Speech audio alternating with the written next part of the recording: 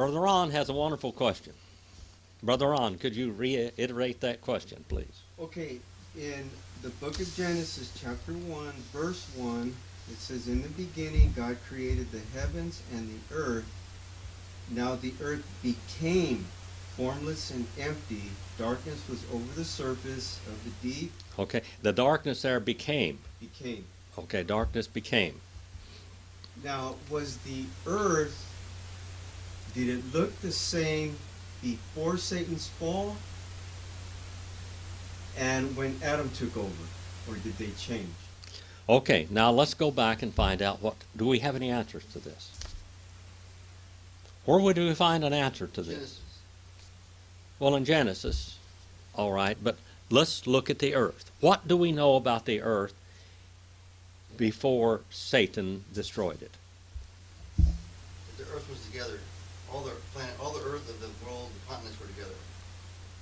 And it was in the That's sky. afterwards, isn't it? Was that after? And the water was in the sky? That's right. Are we closer? How much do we know about the earth before it was destroyed in Genesis 1 and 2? Pangea.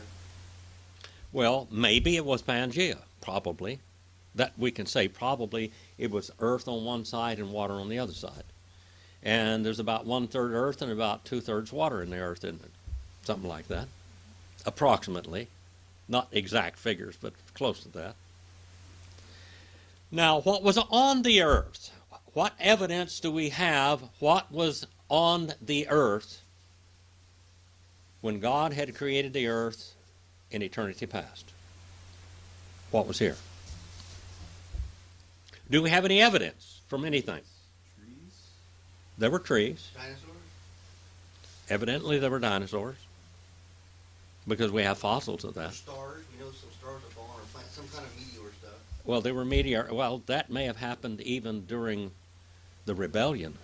Who knows? Jesus said he saw Satan fall as a star was from heaven to the earth.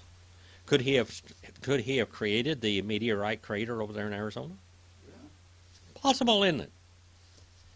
Now, the earth was probably Pangea or Gondwana. Okay, in other words, earth and water in one place. Now, we don't know that for sure, but we can, by conjecture, by what we know, we can say that. What are the only ways that we can understand what happened in the original earth, what it looked like? What is the only evidence we have? Geology. Geology. Thank you. The study of geo, of the earth. Comes from gay, the earth, okay? The rocks will speak out to you. Yeah, the rocks speak. I like that one. Yeah. Brett, you were pretty good about that. If these children were silent, the rocks would speak. Well, the rocks have spoken. We have coal. We have fossil fuel.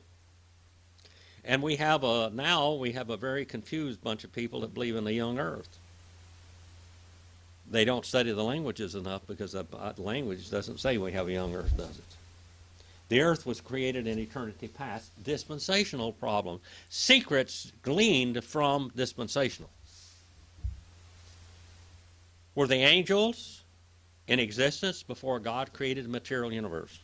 Yes. Yes. Why did God create the angels first and the spirits? To worship him. To enjoy the creation that God was going to make. And God would be glorified in doing this. And these spirits and angels would be there. It says that they shouted for glory. They shouted for joy. They praised God. Lucifer was over the material reign as far as we can understand as we glean from the Bible. Lucifer. Lucifer is not a bad name. The English word Luke is a shortened form of that. Like Eliezer in the Old Testament, we have Lazarus in the New Testament. Eliezer in the Old Testament means God helps. Lazarus means helpless. Okay? So we see the different uses of words and everything. The earth. As far as we can tell and have any evidence, physical evidence of the earth as it was in creation in eternity past. We have some living objects that go back there. There are sea animals that go back into that period of time, aren't there? There are animals that are in the deep, aren't they?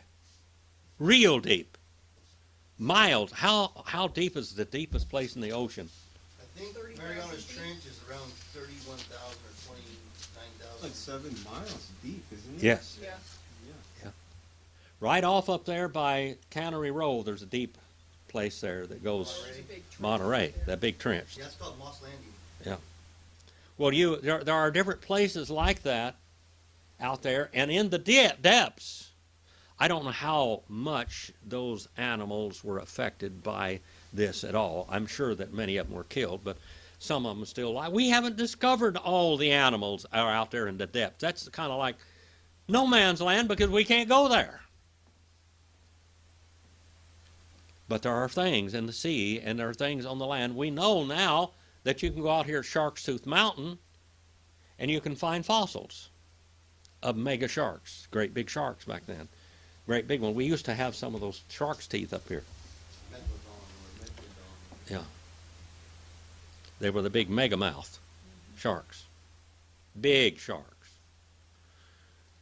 Every now and then some sea creature turns up that we haven't ever seen before and haven't logged it out yet. Well, possibly further on, those animals were there. We know that clams, we know that some of these fossil animals, if you go out here, we have different fossils around the place here, the ranch, and we got them in Nevada also. There's a place up there called a petrified forest, or the sump up there. It was a petrified swamp that were within probably 5 miles of where I live up there, where it is. There's all kinds of fossils. Marilyn and I saw a fossil up there. I showed it to her. And there are whole petrified forests there. You can go out there and all these trees were standing. Possibly that was from the first earth in eternity past, when all of this happened. Up there where I live, there's also 6,000-year-old caves up there where people lived in shelters in caves. Whether you call them cavemen or not, it goes back 6,000 years. Physical 6,000, historical valid years. Okay? That's valid. Now there is something else up there that just rewrote history. And I don't know whether you've ever been up there, Brett or Tori. Have you ever been up to the ancient bristlecone pine forest? No, Have you? I have pictures of it, though. Okay. Well, you can go look at it on video. You go by Lone Pine? Is that where you go, right that way? No, it's right there at Big Pine. You go up through Lone Pine, you go up there and turn right at Big Pine, you go up there. And there's trees in there that are living today that are over 6,000 years old. Maybe 10? What? Maybe 10,000. They go back to at least 7,000 to 10,000 years of an absolute valid record that they were there. That was an eternity past. So they were there. They have existed around 11,000 feet. So there are mountains back there when Adam was there. Or not before Adam was there, that is. There was glaciers back then in eternity past. The bristlecone pines even corrected carbon-14 dating. It corrected it when they found out what they were. Schulman, when I lived in Fish Lake Valley and going to school there in 1958, he went up there and discovered that. How many trees that the miners cut down and burned up for charcoal to mine silver and gold, we don't know. Some of those stumps are still there. He cut down one of the, as far as he knew, the oldest living tree in the world. He didn't realize it was that old. Methuselah. Methuselah was the oldest man in the Bible, 969 years. There are trees there that were alive when Methuselah walked the earth. and Noah. They'll have Adam, Noah, Methuselah, all that up there. You'll see this. It's cool, boy. I mean, really something to see that. Yes, they go back to that period of time. We know that there was vegetation here. We know that there were animals here on the earth. And trees, all of that. Those trees go back to that period of time. But you've got to believe that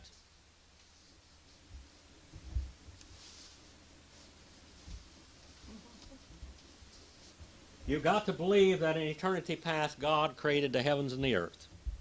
You've got to believe that. That in eternity past God created the heavens and the earth.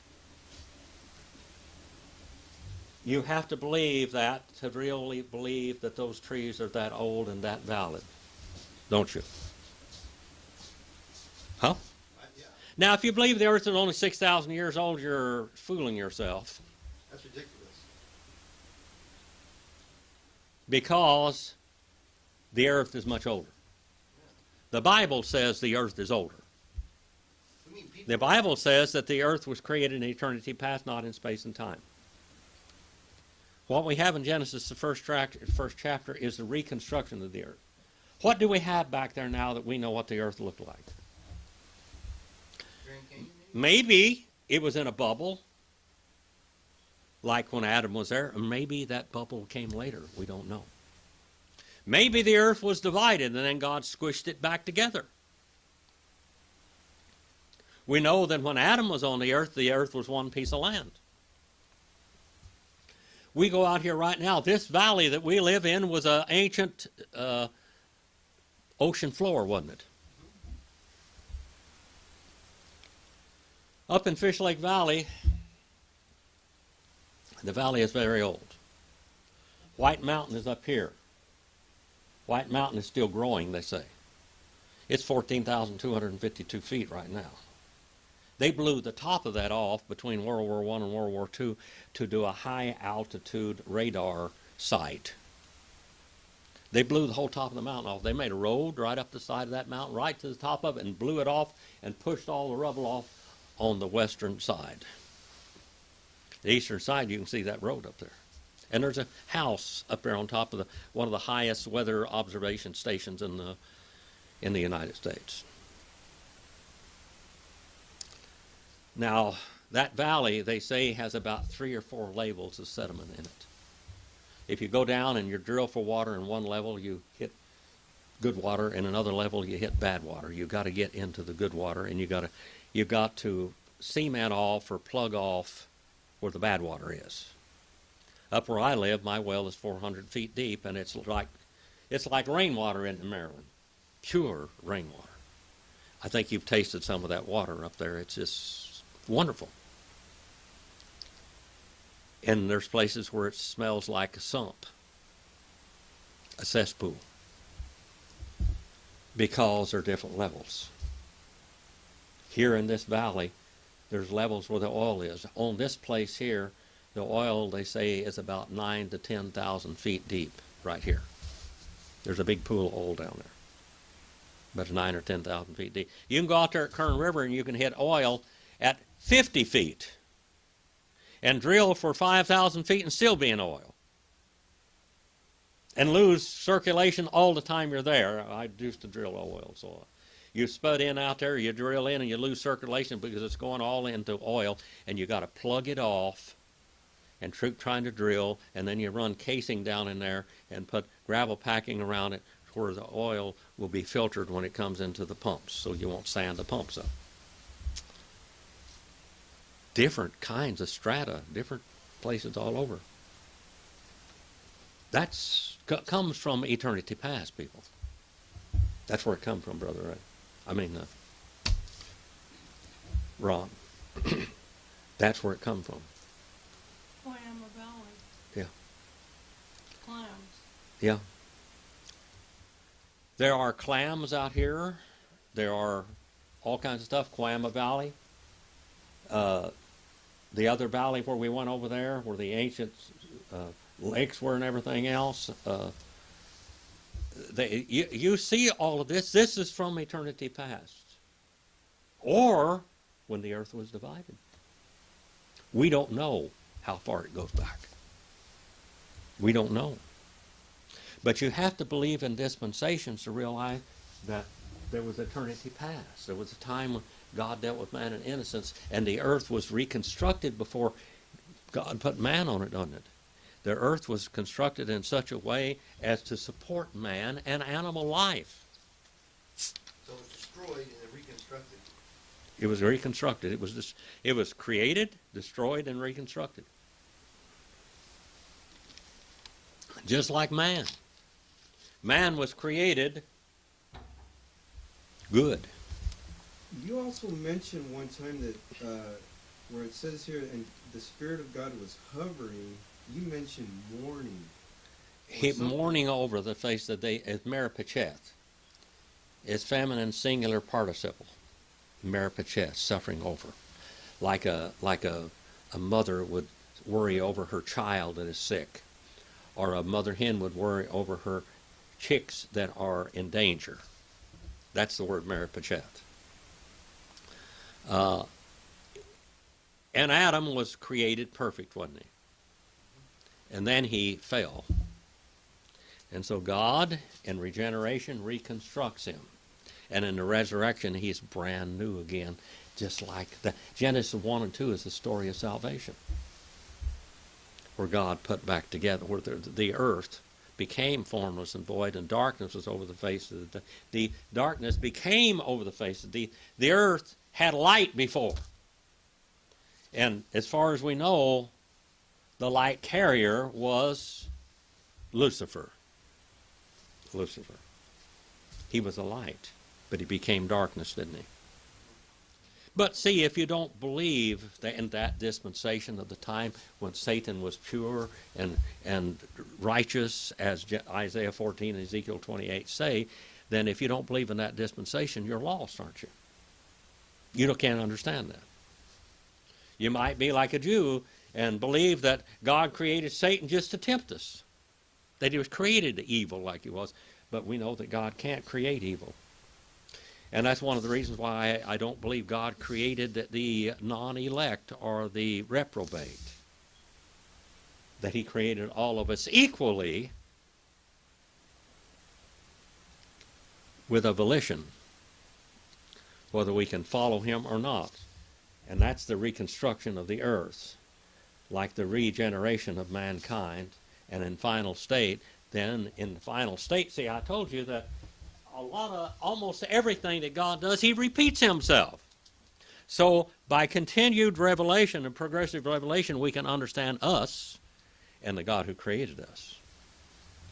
Genesis 1 and 1, the earth was created in eternity past. Genesis 1 and 2, the earth became formless and void.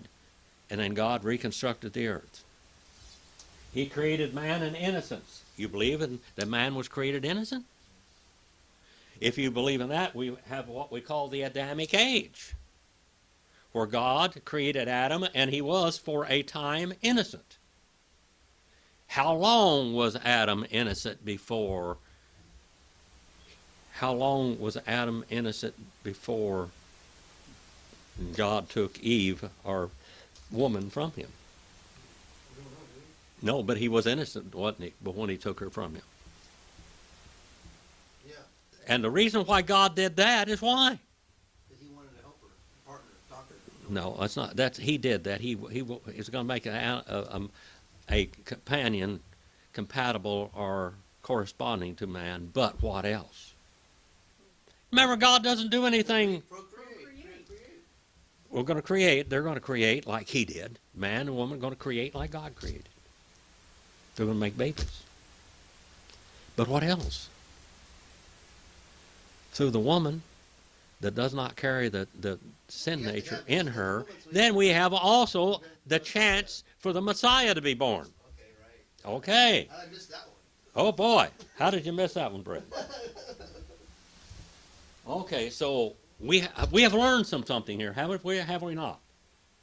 Can we just say this is what the earth looked like in eternity past? No. Only thing we can do is by say what it looked like by physical evidence. Were there trees on it?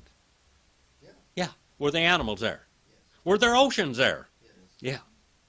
Were the mountains? Yes. Yeah. Was there trash? Were there vegetation? Yes. No trash.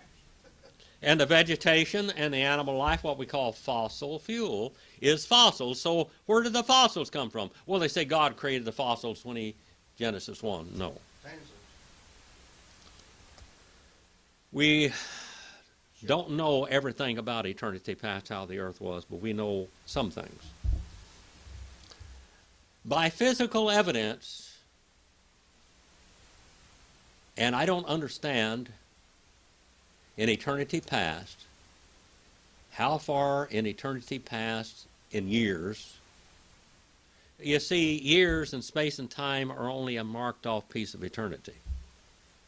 You realize that? We're living in eternity, but we're living in a marked off piece of eternity. I know this is deep stuff, and some of it is speculative. But you're saying that we're living in a measurement of eternity. Yeah, we're living in measured eternity. That's what we're living in, measured eternity. But in eternity past, God created the heavens and the earth and the trees and everything was on it. And what he did in the reconstruction of the earth, he caused them to sprout again, didn't he? And in the flood, were all the trees destroyed in the flood and all the plant life? No. Of course not. Couldn't have been a bird, couldn't have found a sprig. No. The trees survived. One tree that we know was there was an olive tree, don't we? That was there. I have a friend named Zeth Kirby that is a botanist. And he thinks the oldest fruit tree in existence is the pomegranate. Really? Mm-hmm. Not a fig. The pomegranate. One of the oldest. I said one of the oldest. Why does he think that's the oldest? Because there's more evidence of it being there a long time ago. Okay, that makes Just like the bristlecone pines. Right. The bristlecone pines date themselves to eternity past, don't they? That's a fact. That's not speculative. That is not, you can't even contest that, really, if you got good sense. The fig tree is very old, because the fig tree was in the garden, wasn't it? I guess we don't know, but we probably. The fig tree was in the garden. The fig tree was in the garden before the fall of man. Wasn't it? Well, they used a Yeah. fig leaf. Yeah, they used the fig leaf, so it must have been there. Added the tree. All right, the tree of the knowledge of good and evil. I think they ate it up. According to the Hebrew, cal, wow, consecutive, and perfect. They ate it and kept on eating it. Did this help you, Brother Ron? Yeah. It was Brings good. it, yeah, you understand it. That now, Donald Grewar out there in Wales and Nancy in Pennsylvania and people all over, Richard and the East Coast and my boys in Texas, all of these people would have questions like this. It is a good question. I can't tell you everything about it, only what evidence we have of that period of time. But you have to believe in dispensational to believe it, don't you? We have to have a dispensation of eternity past. Was there eternity past? Was there an eternity past? Yes. Yes. It's right here. That's right. It tells It's us. there. Because it says it became Yeah. formless and void. You know, the earth she had become formless and void. She wasn't created that way. The Bible says, we studied that before, that God didn't create the earth bohu watu. So it became that way, and besides that, the verb is third person, feminine, singular, cal, perfect. The earth hathya, the earth had become formless and void. So what was it like before? The only evidence we have, but you've got to believe in dispensationalism to unravel that string, don't you? You have to. We're talking about dispensations of time. The Bible does not contradict itself. The secrets in dispensationalism. There are secrets there that nobody else can pull out unless you believe that. Some people just don't believe this at all. And to them, the Bible is a mystery in some of this. Satan was not created evil, was he? No. Does God create anything evil? Nobody gives us all a choice. Did God? Now, we have supralapsarian, infralapsarian, and sublapsarianism. The 3 points of Calvin. I am a Calvinist. I'm a Baptist. You're a 3-point Calvinist. I wouldn't even say that, brother. Really? I am a modified sublapsarian. Okay, this is specific. We're getting into some pretty technical terms. Many out there believe in supralapsarianism. And what's supralapsarian? It means before the fall. And what does supralapsarian teach before the fall? Predestination. That God predestined the elect and the reprobate. And he wrote the elect's name down in the Lamb's Book of Life, which we know that he did. But I don't believe that he created the reprobate at all, that they became reprobate as the earth became formless and void. And they become reprobate in space and time, according to their sovereignty, because God created man in his sovereign image, and all of Adam's descendants. Now, people don't believe what I'm saying here. I'm telling you that. A lot of theologians don't believe that at all, the supralapsarians and even the infralapsarians. The infralapsarians mean that after the fall, that he created the elect and the reprobate. Sublapsarians leave that out. And there also we have what we call irresistible grace in this, is that since you are of the elect, you cannot resist God. That if you're of the elect, you're going to come to God, and there's nothing you can do about it. You're going to be drawn with an irresistible call. That's what we call our irresistible grace. TULIP, total hereditary depravity, unconditional election, limited atonement, irresistible grace, and preservation of the saints. That's the 5 points you're talking about. Preservation of the saints? Yes. I know people But- hate that too. They're kind of weird. Well, there are different views of that. Preservation of the saints. Now, some of your supralapsarians will teach this. This is Bible Answers and Questions. This class, that's what it is. But some supralapsarians believe that if you sin and go back into the world, that just proves that you weren't part of the elect. That you only are the elect if you persevere to the end. Is part Mormon or something? No. Just listen to me, brother. Okay. Okay. That you only are the elect if you persevere until the end. Well, yeah. Now, well, this is what I'm saying. That you know you're the elect if you persevere till the end. All right? How much different is that from Arminianism? Really? Where you have to preserve innocent again after baptism. This is Arminianism. That you have to remain and become sinless until the point, what we call sinless perfection or holiness. How are these so much alike from two extremes? How much are they alike? Or you believe, and I think a good example we have of this, which is a horrible example, but Lot. Lot vexed his righteous soul. He was saved, but in the Bible, well, what he did, would you ever figure out he was saved? No. He was a scoundrel.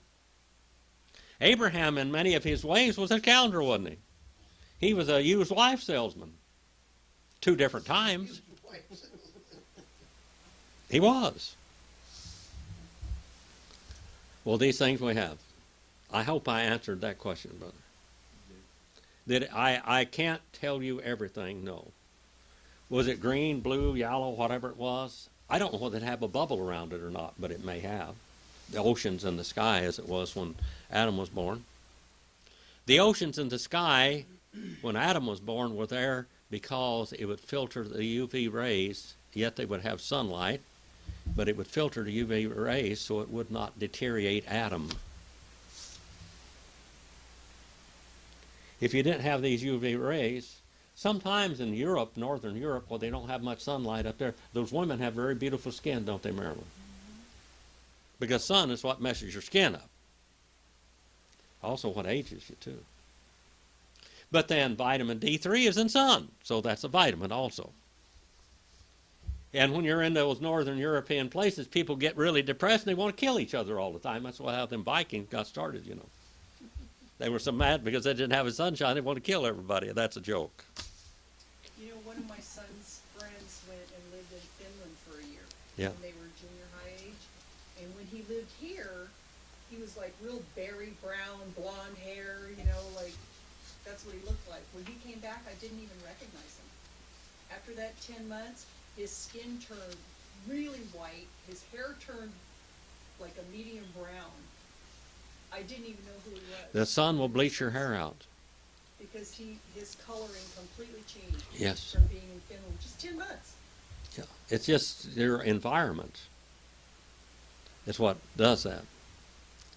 I doctor when I was very young. I went to medical school for 3 years, and it was a vegetarian type, you know, like Seventh-day Adventist. It wasn't really Seventh-day Adventist, but it was that style of thing where they eat vegetables and all of that.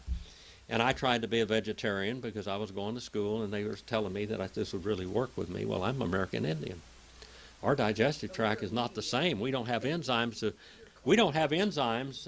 to digest milk. That's a really verboten with us, you know, forbidden almost. We didn't drink milk ever. And so we don't have any digestive enzymes to do that. You can take things, but it still isn't the same. I tell you, if I drank milk, regular milk, it would be like poison to me. My wife, when I was operated on with cancer, I laid there like a little stupid bird. My brains were scrambled. And anyway, when she's a milk drinker, and milk is 50% of her diet, at least, and cheeses and stuff, that's right. And the northern Europeans are that way. They had milk cow. And anyway, we didn't have them over here. We didn't do that. We didn't chase the buffalo down and milk them, or whatever. You know, Chased them and ate them. Yeah, yeah, we ate them, and we ate a lot of meat. Well, Dr. Sibley was my doctor. There were 3 of them, and I had all 3 of them as doctors at one time or another. 3 brothers. I did the last one's funeral several years ago. One of them lived to be 111. The mother lived to be about 113. They were vegetarians. Seventh-day Adventists live longer than any other people. By about 10 years. Yeah. For men.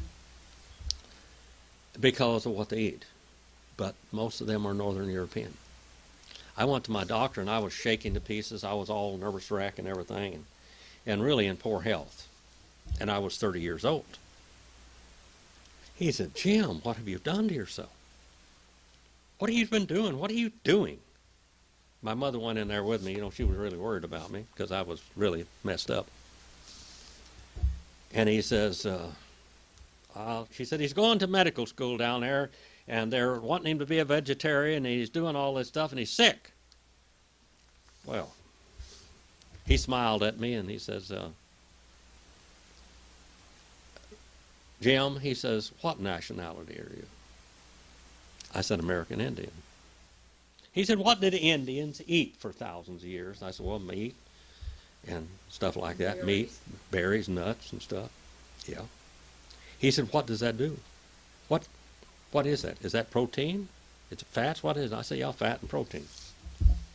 Well, he said, "For thousands of years, your people ate that." Now, he says, "I eat meat once a week." He said, "I know that's forbidden by my culture, you know, where I came from," but he said, I'm Caucasian, Anglo-Saxon." He said, "You're Indian. You cannot eat like I eat. It is not good for you." He said, you just proved it. Go out today, go buy you a nice big ribeye steak, because I'd like to have one myself, and cook that nice medium rare and go eat it. And he gave me a shot of vitamin B and put me on some pills, and I just instantly turned around. I was eating vegetables. I had stomach trouble. I was nervous trouble. I just had everything because I was going the wrong way because the other people were doing that. And I was going to a medical school that taught that. I learned a lot of things in medical school, but I also learned how to survive with medications and what not to take and what to take. And that saved my life. I would not have lived to be 35 years old, I don't think, if I had not turned myself around there. That is just the culture that we're raised in has a lot of effect on us, and it doesn't take a long time for us to adapt to that culture in some ways, but there are some things that you can't adapt to because of your racial background. And that's one of the things here. The racial background has got a lot to do with you. You're a different race of people. There are how many races? There are 3 races, and that means that those 3 races are 3 races. Not 1, but 3. Now, you can mix them all up, which I am a mix of some of that. I've got a 1/32nd Anglo-Saxon in me, and a tiny bit of French, and a tiny bit of Italian, and a little and Arab also.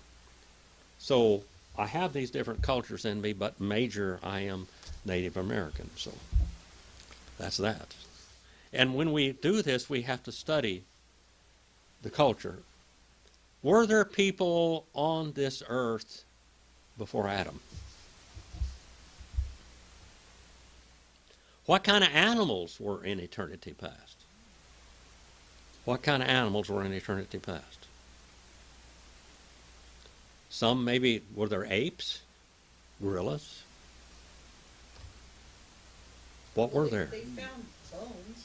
Yeah. Of Found the bones. Now we know like the Nephilim. creatures. We know the Nephilim later on. We're still talking about dispensationalism. We know the Nephilim later on was very big, according to the Bible. The Bible tells us that.